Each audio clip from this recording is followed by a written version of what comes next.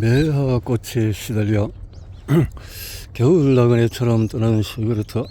프랑스 두꺼운 안경을 쓴 땅달보가 물었다. 그 친구는 뭐래? 1820년 초반은 오스트리아 비엔에서 한가닥 노는 젊은이들이 매일같이 모였다. 슈베르트의 밤이라는 모임이다. 동아리의 간판에 프란츠 슈베르트는 새 친구들 올 때마다 무엇을 잘하는지 물었다. 가반에서 슈베르트의 별명이 되었다. 열린 생각과 새로운 재주를 가진 친구들이 슈베르트야드로 찾아들었다. 잘 나갈 때는 100명도 넘게 모였다. 직업 위주로 변호사, 정치인, 성악가, 화가, 지인, 배우였던 그들은 예술과 문화를 주제로 떠들고 놀았다. 주인공은 슈베르트다. 슈베르트가 피아노를 연주하면 친구들은 함께 노래를 부르고 춤을 추기도 했다. 바이로 낭만주의 시대다. 슈베르트는 당시에 인기를 끈 게테 하인의 밀 같은 시인의 작품에 서정적인 곡을 붙이기를 좋아했다. 들정이 마음 아름다운 물방앗간 처녀 같은 독일 가곡이다. 피아노를 시를 노래하는 데 필요한 반주가 아니라 시를 해석하는 연주 도구로 격상시켰다. 여행가나 민요 수준이던 가곡을 예술로 끌어올렸다. 그가 남긴 998곡 가운데서 3분의 2 정도인 663곡이 가곡이다. 단연 가곡의 왕이다. 아무리 낭만의 시대지만 안경 쓴 땅달보는 여자들에게 인기가 없었다. 땅달보? 슈베르트?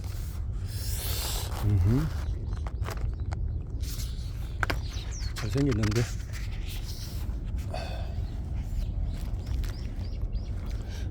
숱이 적은 거스머리 얼굴을 크고 여드름이 많은 데다가 술과 담배로 인한 누렇게 불쾌한 냄새까지 풍겼다. 동물은 금속대 안경 속에 작은 눈은 어벙해 보였다. 배가 나온 통통한 몸집에 키가 160 더 되지 않아서 꼬마 버섯이라 놀림을 받았다. 슈베르티아드의 주인공은 음악가 친구밖에 몰랐다. 돈도 벌지 못하고 연애는 잼병이었다. 몇 번이나 따라다녔을까. 순진한 낭만의 대가는 너무 가오겠다. 친구가 선사한 황홀한 밤의 낭만은 얼마나 지나지 않아 그의 몸에 매화꽃을 피웠다. 매덕이다. 25 한창 나이에 슈베르트는 몸에 핀 매화꽃으로 시를 시름시름 알았다. 누가 매덕이 천지를 만든다고 했던가. 백조는 죽전에 운다고. 이때부터 슈베르트는 미완성 교향곡이나 백조의 노래 같은 명곡을 쏟아내었다. 마왕이 점점 가까이 다가왔다. 아버지를 따라 말을 타고 가던 어린 아들은 헛것을 보고 소리를 듣다가 결국은 죽는다는 줄거리의 그 마왕이다. 그 어린 꼬마처럼 슈베르트는 두려움에 벌벌 떨었다. 매덕이라는 사회적인 낙인이 두려워 좋을 쯤까지 생겼다. 징그러운 매화꽃을 떨어뜨리려 온몸에 수은까지 바르며 처절하게 몸부림쳤다. 얼마나 시달렸을까. 슈베르트는 맥없이 마왕에게 속삭였다. 매일 밤 잠들 때마다 다음 날에 눈을 뜰 수 없다면 좋겠다. 친구에게도 호소했다. 너무나도 아프다니. 고열과 어지럼이 계속되고 정신을 유지하기도 힘드네. 먹을 것을 먹는 즉시 토해버리고 열하루째 물만 마시고 있어. 장티푸스 증세다. 마왕이 보냈을 것이다. 매덕으로 다 망가진 슈베르트를 장티푸스가 데려갔다. 1828년 11월 초 겨울 날씨에 겨울 나기는 마지막 여행을 떠났다. 연가곡집 겨울여행 줄거리다. 실현당한 가난한 청년은 눈물어치는 겨울밤 짝사랑하던 아름다운 물방앗간 처녀의 집 앞에서 어깨를 웅크린 채 혼잣말로 처작장 안녕히를 시작했다. 이방인으로 여기에 왔다가 이방인으로 다시 여기를 떠난다네. 향년 31세. 매독이란 매독균에 감염이 돼서 온몸에 염증이 생기는 성병이다. 처음에는 성기를 비롯한 사자근이 별로 아프지 않은 개형으로 시작하지만 손바닥이나 발바닥을 비롯해서 온몸에 침물은 종기가 나타나며 눈뼈, 혈관 같은 장기까지 들어가서 기능을 망가뜨린다. 주로 성관계를 통해서 옮으며 산모에게서 태아로 수직 감염이 되기도 한다. 처음에는 저절로 나는 것처럼 보이거나 또 전복 감염으로 숨었다가 뇌혈관을 침입하는 신경 매독으로 커지기도 한다.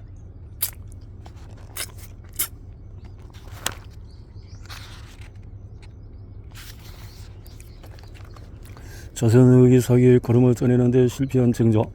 밤이 깊은 뒤에 잠깐 잠이 들고 있을 때 피구름이 저절로 흘러서 적성을 스며들고 이부자리까지 번지는데 잠깐 동안에 흘러나온 것이 거의 몇 대가 넘었다. 조선 정자가 죽기 사흘 전에 기록된 정조실록의 내용이다. 등에 난 커다란 부스럼 때문에 한대로에 얼마나 고통이 겪었는지 짐작할 수가 있다. 부스럼은 살갗 바로 아래 모낭에 박테리아가 감염되는 굶어 쓴 것인 질환이다. 지금은 항생제가 든 연고만 발라도 되지만 그때는 침이나 칼로 째거나 입으로 말아서 고름을 빼내야 했다.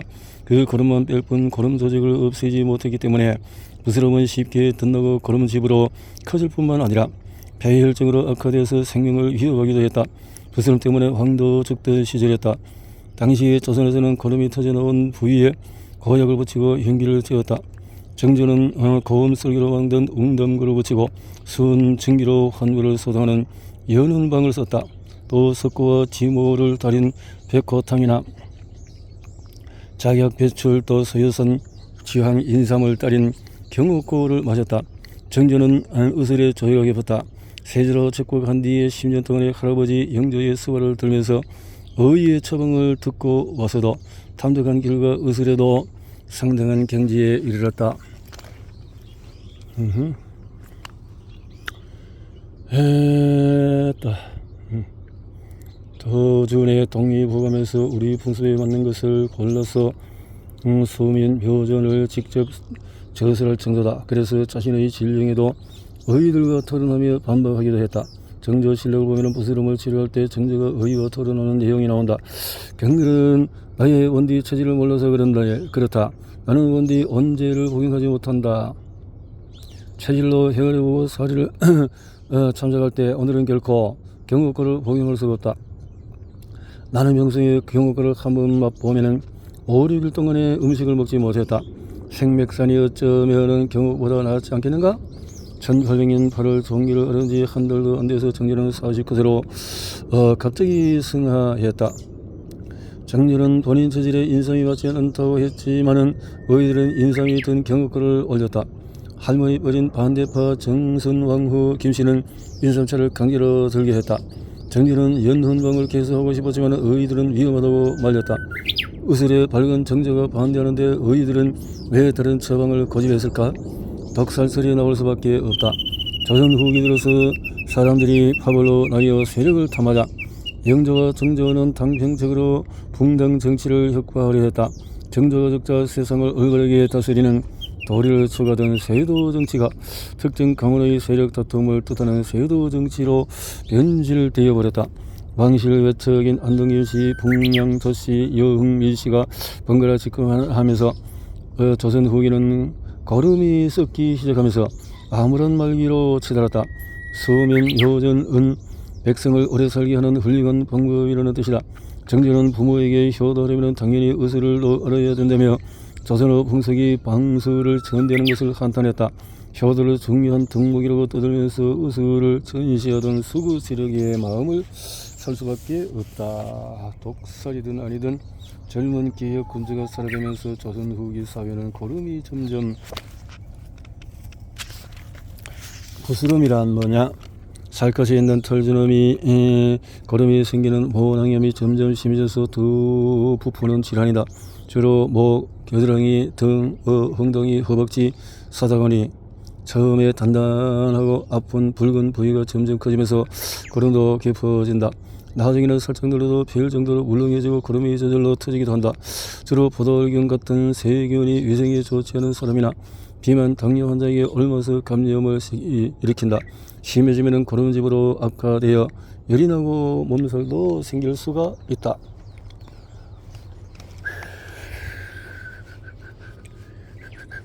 진농곡을 작두하다. 가르스한 볼프강 모차르트.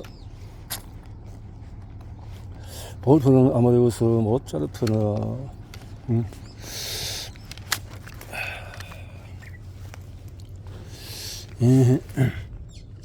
1750년 초여름 잿빛 외투를 걸친 사람이 찾아와서 진흥곡을 작곡해 달라고 주문했다. 대가는 52가량 잘 나가는 대학 교수 5년치 연봉이다. 절반은 성공으로 주게 된다. 조건은 적극적으로 의리의 이인을 밝히지 않는 것. 의리는 자신의 음악을 뽐내고 싶어하는 젊은 백작이다. 그는 몇 달 전에 적은 꽃다운 아내의 환을 날리는 진흥곡을 작곡해서 친구들 앞에서 뽐낼 요량이었다. 당시 음악의 신동은 너무나 쪼들렸다. 음악의 도시 오수들의 비너의 사격에 의해서 어울리려면 적잖은 돈이 필요했다.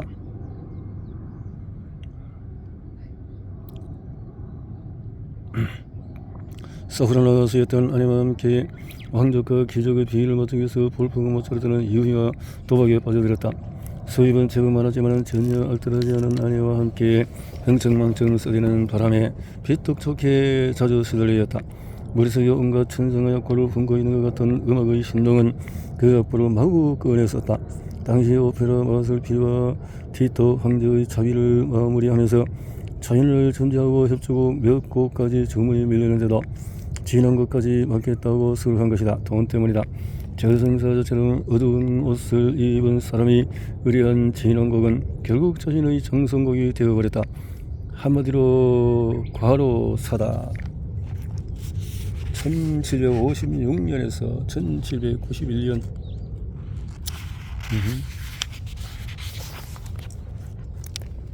1791년 초여름 감기 아래서 들어놓은 모차르트는 울적하고 불안했다. 아무래도 진원곡을 마무리하지 못할 것 같았기 때문이다. 전체 1, 4곡 가운데서 셋째 곡 진노의 날에서 막혀 있었다. 천성의 곡을 함부로 꺼내 쓴 데 대한 하나님의 진노를 두려워한 걸까? 어두운 그림자를 예감한 모차르트는 점점 파리하게 사위에 들었다. 높은 열에 시달리면서 헛소리를 하기도 시작했다. 감기는 류마티스열로 악화되었다. 감기 후유증으로 사슬혈관에 감염된 것이다. 사구치 신형까지 가세했다. 폭식과 폭음으로 콩팥의 필터가 망가진 것이다. 사구체에 그간 돼지고기를 얼마나 탐식하고 와인과 커피를 얼마나 많이 들이켰던가. 게다가 두 달 전에 오페라 마술 피리를 발표하고 나서 조금도 쉬지를 못했다. 머릿속에 악보도 바닥이 났을까. 음악의 신동은 결국 들어 누웠다. 진노의 날 눈물의 날로 끝났다. 둘러선 가수 4명과 함께 침대에서 진흥곡을 연습하던 모차르트는 8째 곡 눈물의 날에서 나아가지를 못했다. 북과 주인공은 악보를 밀치고 흐느껴 울었다. 신부가 와서 병자 성사를 주고 간 뒤에 늘어진 금붕어처럼 안타까운 입술만 오물거렸다. 머릿속 박자에 따라서 눈물의 날을 입으로 연주한 것이다. 눈물이 금세 말랐다. 향년 35세. 장례식이 뜻밖의 슬렁했다. 당시 신성 로마 제국의 계몽군주 요세프 2세가 전염병이 의심스러운 죽음은 공동묘지에 묻도록 하고 조문객이 따라가지 못하게 했기 때문이다. 한겨울의 추운 날씨에 모차르트는 다른 죽음 12구와 섞여서 차가운 땅에 묻혔다. 추워서 그랬을까? 두려워서 그랬을까? 아무도 음악의 신동을 기르는 표시를 남기지 않았다. 모차르트의 무덤을 찾을 수 없는 이유다. 모차르트의 진원곡은 눈물의 날 다음에 제3부 봉헌송으로 이어진다. 이로 해서 불쌍히 여길 소스를 되뇌던 불쌍한 영혼은 잘 봉헌되었을까? 불쌍한 죽음은 13번째 곡 하나님의 어린 양으로 다른 성장과 함께 공유를 뜻하는 마지막 곡 코뮤니오로 들어간 걸까? 그가 지은 장례미사 진흥곡의 순서대로다. 류마티스열은 사슬혈관에 감염된 뒤에 나타난 후유증이다. 손목, 발목, 발꿈치, 무릎 같은 뼈마디가 열이 나면서 불그스름하게 부어오른다.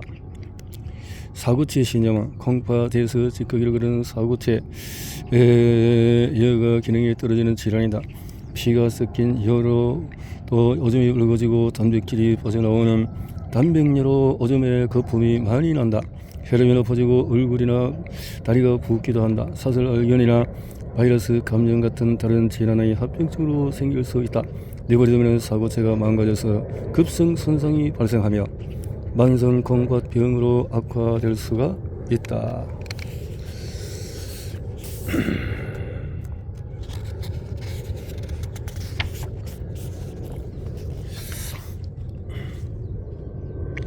아버지의 학대로 옷을 두려워한 사도세자 조선 21대 왕영조는 42에 얻은 늦둥이 아들에게 조기 교육을 심하게 시켰다.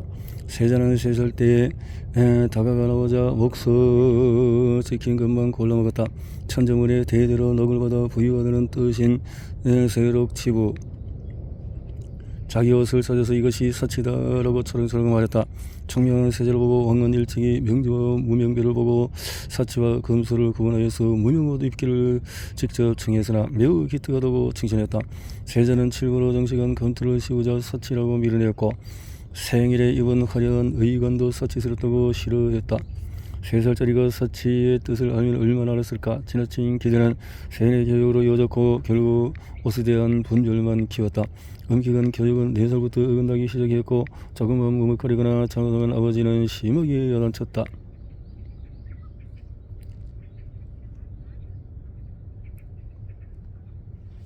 나라의 홍역이 돌자 그것도 8살 세자 탓이었다. 세자는 한겨울에 마당에 나가서 서울동원에 석절이었다. 생일마다 신하들 앞에서 멍신을 주고 어머니 병문을 가도 쫓아내으며 실수로 불을 내자 방화범이라고 꾸짖었다. 사도주제의 불안과 우울은 차절소동으로 이어졌고 참고 참던 분통과 울면은 20살 즈음부터 화병과 정신병으로 터지기 시작했다. 한 번을 발작하면 신하를 고문하고 죽이고 정신이 들면 그 이야기를 서두없이 반복했다. 영조실록 승정원 일기 한정록을 보면은 세자가 죽인 사람이 100명이 넘을 정도다. 영조의 명령으로 기록에서 삭제한 사건까지 포함하면 더 많을지도 모른다.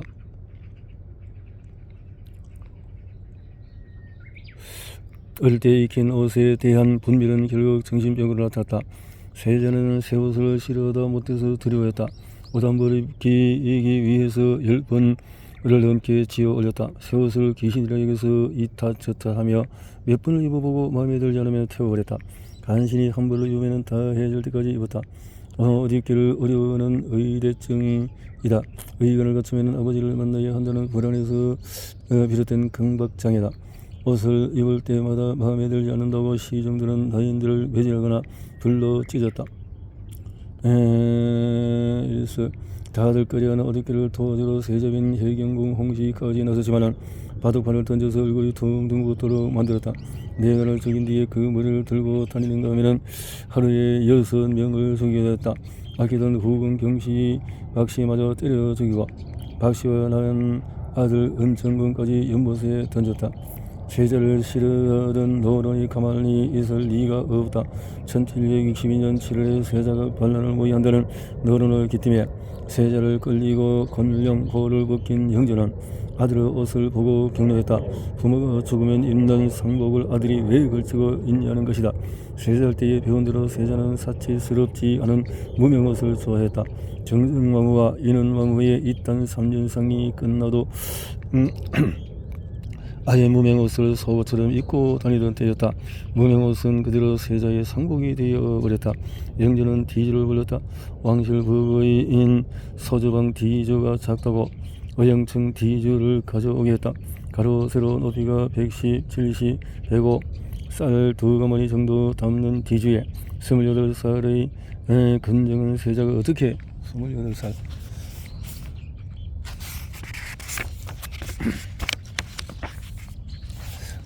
들어갔을까. 아버지는 디지의 옷을 받고 동화줄로 꽁꽁 묶은 뒤 빛도 물도 늘지 않도록 불을 덮었다. 한여름 땡볕 삼복더위에 디지에 갇힌 아들은 8해 만에 죽었다. 이모화변이다.